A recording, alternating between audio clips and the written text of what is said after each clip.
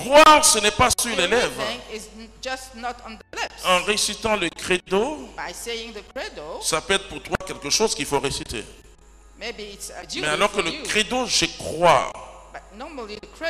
Croire, c'est que tout mon être vibre en récitant le credo. C'est le résumé de tout le mystère chrétien. Je choisis un Dieu qui est Père. Et ça, c'est la nouveauté du christianisme.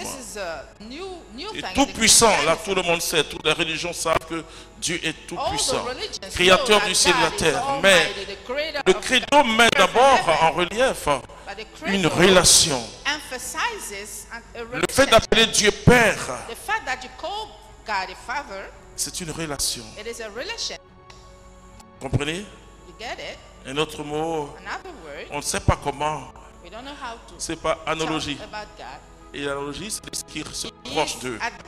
Alors on se pose Dieu comme un père. Mais Dieu est ton père. Il n'est pas comme ton père. Ça veut dire que s'il y avait un mot humain pour signifier cet amour fou de Dieu, alors on se dit, un père aime ses enfants. Mais Dieu nous aime plus qu'un père naturel. Parce qu'un père naturel, il se décourage. Quand il arrive un moment où son fils ne le respecte plus, il dit c'est fini. Et dans l'Ancien Testament, quand vous lisez bien, on a tellement humanisé Dieu dans l'Ancien Testament qu'on donne à Dieu des sentiments comme Dieu est jaloux. Mais c'est pour dire simplement que et tout ce qu'on fait qui offense. Je vous dis quelque chose. L'homme n'a pas un pouvoir pour offenser. Quand on dit Dieu est offensé, c'est que Dieu se penche sur toi. Il dit, mon enfant, tu es en train de te blesser. Tu es en train de te détruire. Vous voyez, le péché, c'est pas Dieu que je détruis. C'est moi que je détruis. Le péché, la Bible nous dit ceci, que la main de Dieu n'est pas courte. Mais ce sont vos péchés qui vous empêchent de voir sa gloire.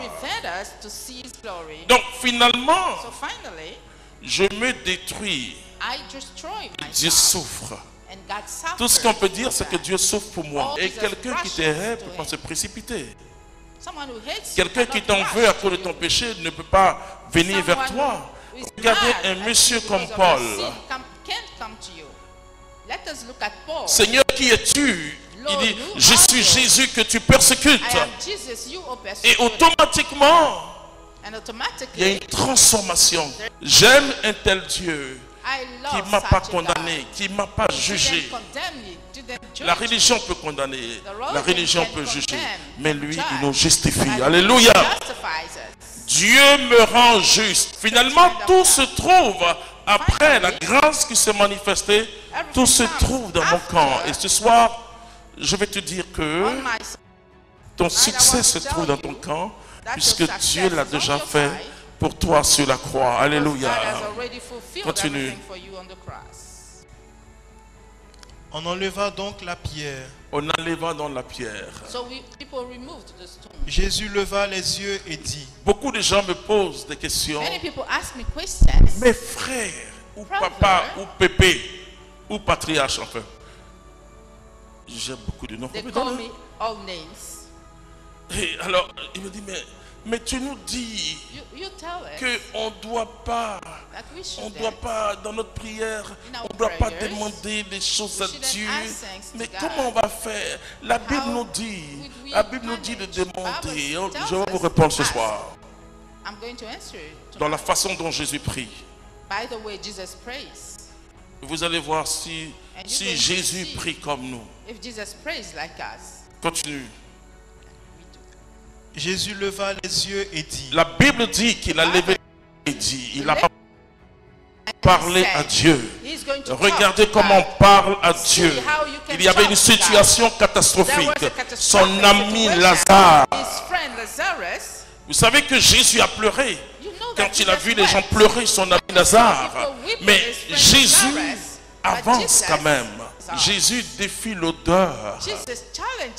Et c'est très important, frères et sœurs, quand vous marchez dans la foi, quand vous priez dans la foi. Sans la foi, il n'y a pas de prière.